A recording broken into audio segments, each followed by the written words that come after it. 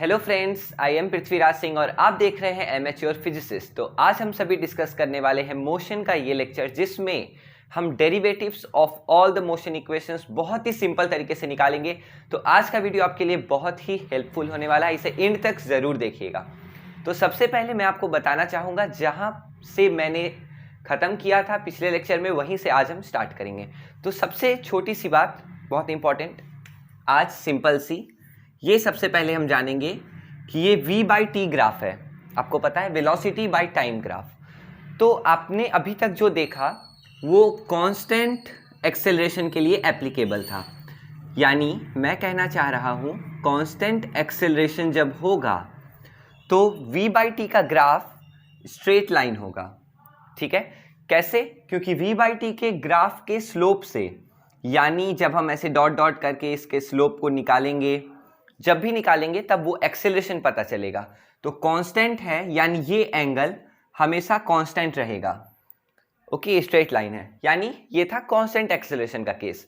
बातों को पकड़ना चाहिए। ऐसे अगर आप इसे याद कर लेंगे तो थोड़ी मुश्किल होगी, मगर ये बहुत सिंपल मैं आपको बता रहा हूँ।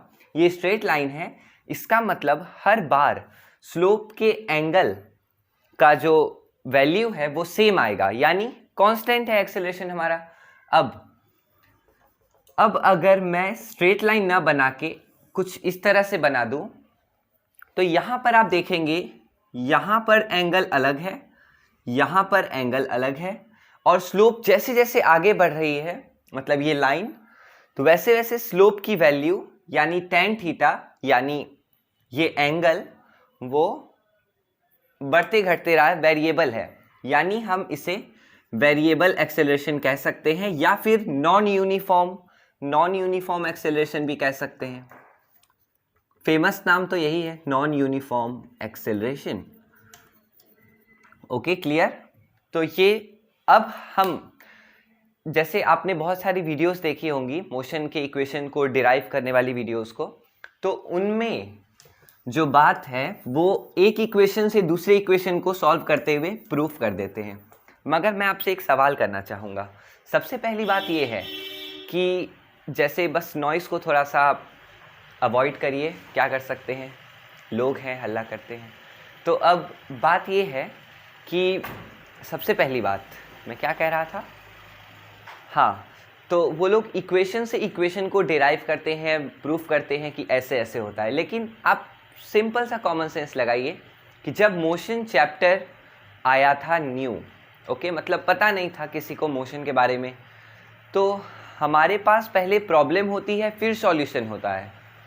तो जो इक्वेशंस है वो सॉल्यूशन है, तो उस सॉल्यूशन को आप सॉल्यूशन से डिराइव नहीं कर सकते, दिस इज़ इलॉजिकल। तो हम क्या करते हैं, इस ग्राफ को आप अगर याद कर सकें, जो कि सिंपल है, बस वेलोसिटी टाइम ग्राफ है, और इसका यूज़ हम इसलिए कर रहे हैं क्योंकि आप इसी ग्राफ का यूज़ हम क्यों किए, आपके मन में क्वेश्चन आया होगा ज़रूर।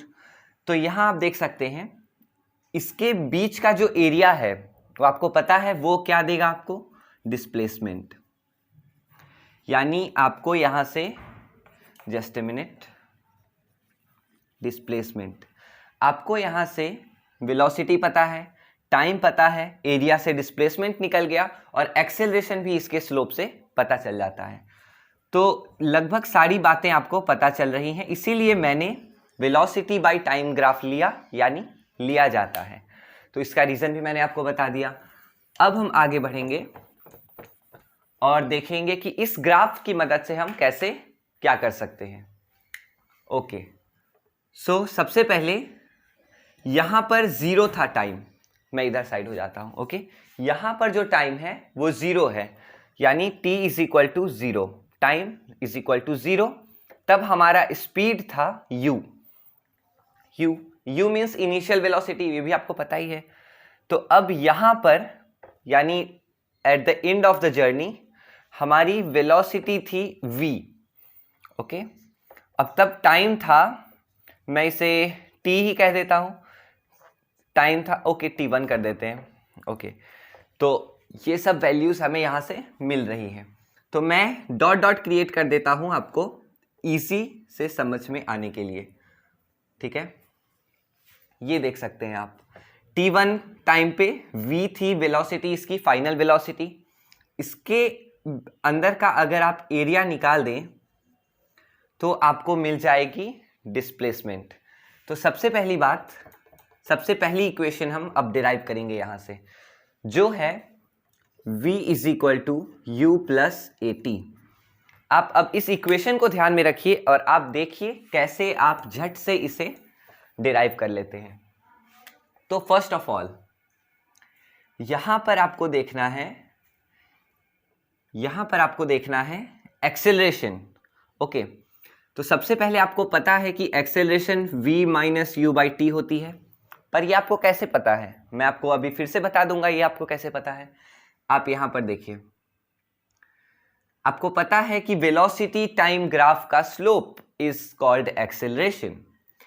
तो मेरा ये स्लोप, ये एंगल मेरा एक्सेलरेशन बताएगा, यानी tan थीटा। और अगर आपको ये बातें याद नहीं रहती हैं, tan थीटा, अगर आपने ट्रिगोनोमेट्री नहीं पढ़ा है तो जाहिर सी बात है आपको याद नहीं रहेगी, मगर सिंपल टर्म्स में आप इसको याद कर लें तो बहुत बेहतर होगा। इज इक्वल टू स्लोप, इसे आप जरूर अपनी नोट्स में डालें। This is perpendicular, okay, and this is base. तो परपेंडिकुलर बाय बेस, क्लियर है? तो आप यहां पर देख सकते हैं, जस्ट अ मिनट, मैं थोड़ा बड़ा कर देता हूं इस डायग्राम को, क्योंकि एक्सेलरेशन कांस्टेंट है, स्ट्रेट लाइन है, मैंने अभी आपको बताया था स्टार्टिंग में। तो ये एंगल आपको बताना है। तो ये क्या होगा, इसकी वैल्यू v माइनस यू होगी। देखिए v माइनस यू, ये वाली वैल्यू।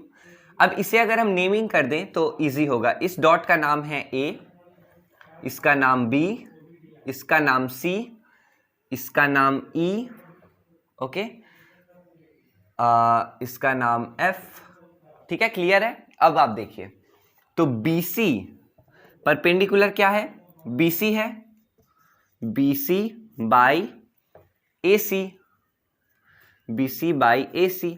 और BC क्या है, V माइनस यू, और AC क्या है, T1 माइनस 0 यानी T1 मतलब टाइम।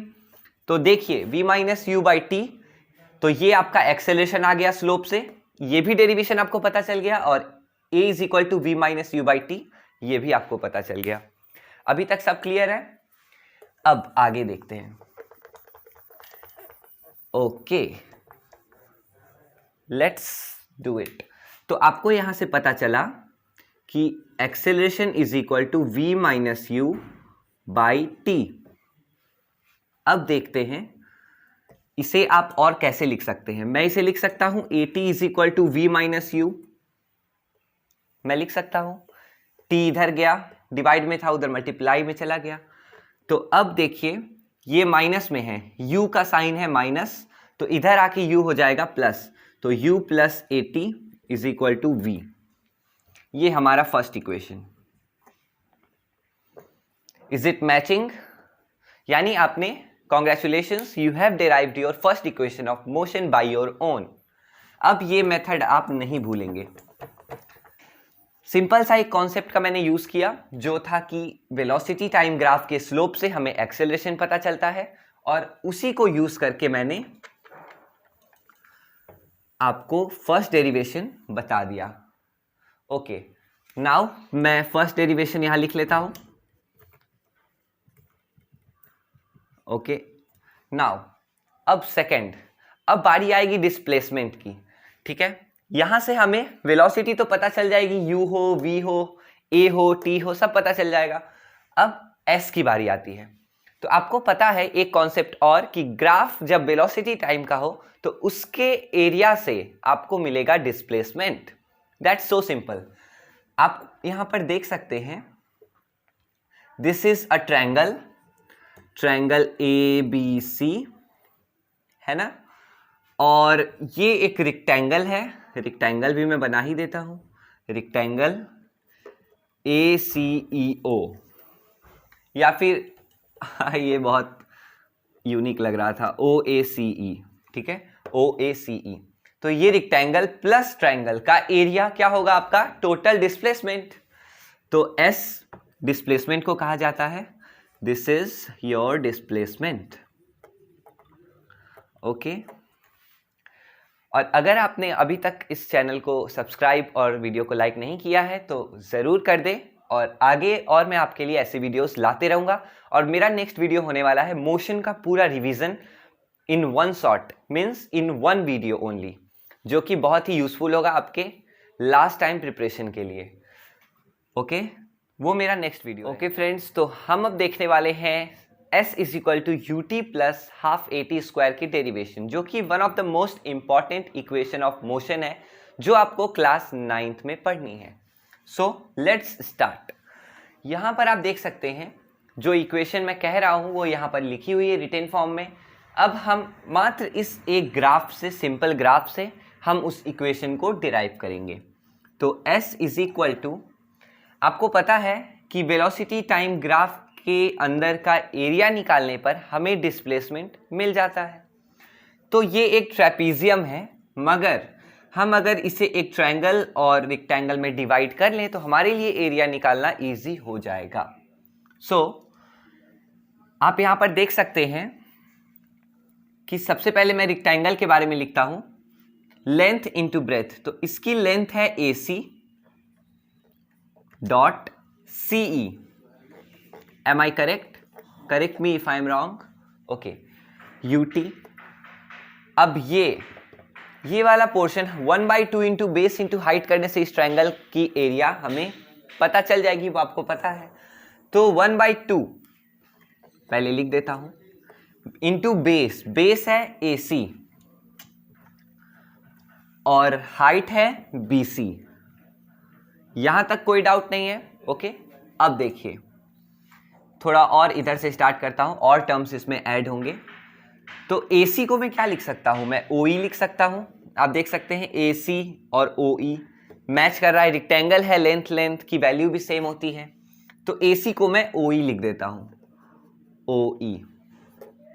ओके, और C को मैं OA लिख देता हूं, OA। Breadth of a rectangle value are same. Okay, now plus half into AC को मैंने क्या लिखा है, OE, और BC के साथ में कुछ ऐसा करूंगा जिससे इसकी वैल्यू तो रहेगी सेम मगर हमें हेल्प हो सके। AC क्या है, हमारा टाइम है, और हमें चाहिए टाइम की स्क्वायर। तो कुछ ना कुछ तो करना पड़ेगा। बस आप ये स्टेप को याद कर लीजिए अभी के लिए, जो आपको बहुत ही मदद करेगी बाद में। ओके, तो अब हमें देखना है कि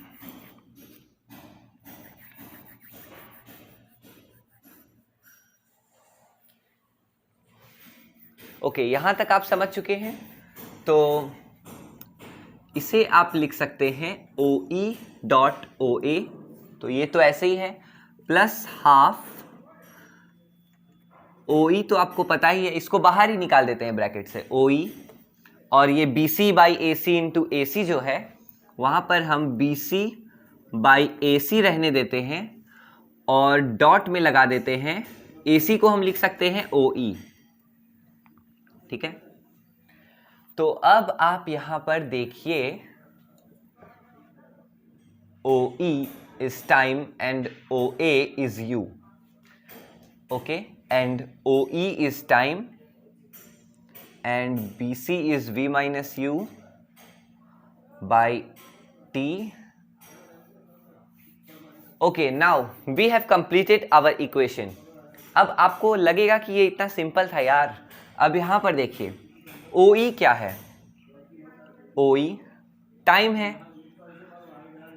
ठीक है, क्लियर। अब OA क्या है, OA ये 0 था, यहां पर U तक पहुंचा, तो इसकी वैल्यू क्या होगी, U होगी। U माइनस 0 किया जाता है इस वैल्यू के लिए, तो U minus 0 equal to U, तो U। अब प्लस हाफ, अब आप देखेंगे BC बाई AC क्या है, तो BC is V minus U। देखो यहां पर V माइनस U, यहां तक U था वैल्यू, यहां पे V हो गया, तो इस बीच के वैल्यू निकालने के लिए V माइनस U किया मैंने। ओके, अब बाई AC, AC क्या है, हमारी टाइम, तो आप यहां पर देख सकते हैं BC बाई AC को मैंने जब इस फॉर्म में लिखा तो V minus u by t, that means yes acceleration. So हम यहां पर BC बाई AC को लिख सकते हैं एक्सेलरेशन, और OE, हमारा OE जो है वो टाइम है, T है, तो 2 बार मल्टीप्लाई करना है OE इंटू OE यानी T into T, which means T square. अब एट लास्ट फाइनल हम इसे सिस्टमैटिक रूप में बैठा देते हैं, जैसे ये TU है तो हम इसे UT कर देते हैं, UT plus half AT square, और ये रहा आपका सेकेंड इक्वेशन। कितना सिंपल था, बस आपको ये वाली ग्राफ याद रखनी है और आप हियर इट इज आपका derivation of the so called most difficult equation for 9th class students. Okay, अब जो थर्ड वाली है वो तो और भी सिंपल होने वाली है, आप चिंता मत करिए, उसके लिए तो इस ग्राफ की भी ज़रूरत नहीं पड़ेगी। हमारे पास 2 इक्वेशंस आ चुके हैं, तो ऑब्वियसली अब ये लॉजिकल भी है कि हम दोनों इक्वेशंस के यूज़ करके, अब मैं इसे मिटा देता हूँ जस्ट फॉर योर प्रेफरेंस। मैं आपको एक बार और बता देता हूँ कि ये ग्राफ कैसा है, ये टाइम, ये वेलोसिटी, बस आपको यही याद रखना है और सिंपल सी एक लाइन खींच देनी है। बस आप इस फिगर को याद रखिए, दैट्स इट। उसके बाद इस वीडियो को देख सकते हैं रिवाइज करने के लिए, no problem. Okay, so now हमारे पास है v is equal to u plus AT, our first equation, और हमारे पास है s is equal to UT plus half AT square, our second equation. तो मुझे क्या निकालना है, आपको पता होगा, आपने देखा होगा बुक में, ये है हमारी third equation, v square is equal to u square plus 2AS।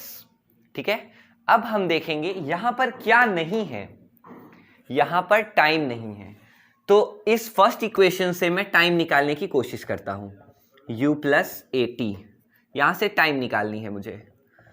तो ये u प्लस में है तो इधर आके माइनस में हो जाएगी, बराबर AT। So now T is equal to V minus u by A divide में आ जाएगी। तो मुझे तो न्यूमेरिकल्स बनाने में ये वाली इक्वेशन भी बहुत हेल्प करती है, टाइम जब भी निकालना होता है V minus u by A कर देता हूं मैं, हो जाती है। तो ये देखो V minus u by A, यहां से हमें ये पता चल गया। अब इसे याद रखना फॉर जस्ट ए मिनट। अब यहां पर देखो S is equal to UT plus half AT square, तो T की वैल्यू है V minus u by A, मुझे याद है, आप ध्यान रखना। ओके, तो मैं कर सकता हूं V minus you, this is more like okay, V minus u by A T के बदले, और प्लस हाफ A, और T के बदले मैं लिख रहा हूं फिर से V minus u by A which is squared. Okay, so now आप देखेंगे कि इसे मैं मल्टीप्लाई करता हूं, आपको पता रहेगा ये UV minus u square, okay, by A, clear है? ओके, प्लस यहां पर आपको ध्यान से देखना पड़ेगा, थोड़ी सी कैलकुलेशंस पार्ट है। A into v minus u के स्क्वायर को हम क्या लिख सकते हैं, V square plus u square minus 2VU, और बाई में A का स्क्वायर। तो इस A से ये स्क्वायर कट जाएगा, A बचेगा नीचे। तो अब हम देखेंगे A है यहाँ और यहाँ है 2A, क्लियर? तो LCM आएगा 2A, तो A था तो 2 से इसे हम मल्टीप्लाई करेंगे, तो 2UV माइनस 2 से दोनों को मल्टीप्लाई करना पड़ेगा। Am I clear to you? Okay, तो 2U स्क्वायर यहाँ का खेल खत्म। अब आगे बढ़ेंगे तो ये तो 1/2 है ही, तो आपको बस क्या करना है, ये वाला टर्म को यहाँ पर उतार देना है। That is v square plus u square minus 2vu। अब 2uv हो चाहे vu हो, प्लस माइनस है, कट गया। अब यहाँ आप देख सकते हैं वी स्क्वायर बचा है, आपके पास बचा है वी स्क्वायर, और यहाँ आप देखिए you square minus 2u square, यानी यू स्क्वायर बचेगा और उसका साइन कैसा होगा, नेगेटिव। ओके, और डिवाइडेड बाय 2a। सो अब मैं यहां लिखूं तो हमारे पास आया है s is equal to v square minus u square by 2a, and that's yours third equation. यहां पर आप देख सकते हैं s is equal to v square minus u square by 2a, यही आया है ना। तो v स्क्वायर रहेगा और 2a इधर मल्टीप्लीकेशन में चला जाएगा, 2as, और माइनस में है u तो इधर प्लस में आ जाएगा। This is your third equation. Match कर रहा है। अब अगर आपको कोई भी प्रॉब्लम हो कमेंट बॉक्स में जरूर लिखिएगा। बस एक छोटा सा टॉपिक और है, वो मैं कंप्लीट कर देता हूं, फिर आप रेस्ट कर सकते हैं। ओके, अभी तक अगर आप मेरे साथ जुड़े हुए हैं तो बहुत बहुत धन्यवाद। Thank you so much for supporting me.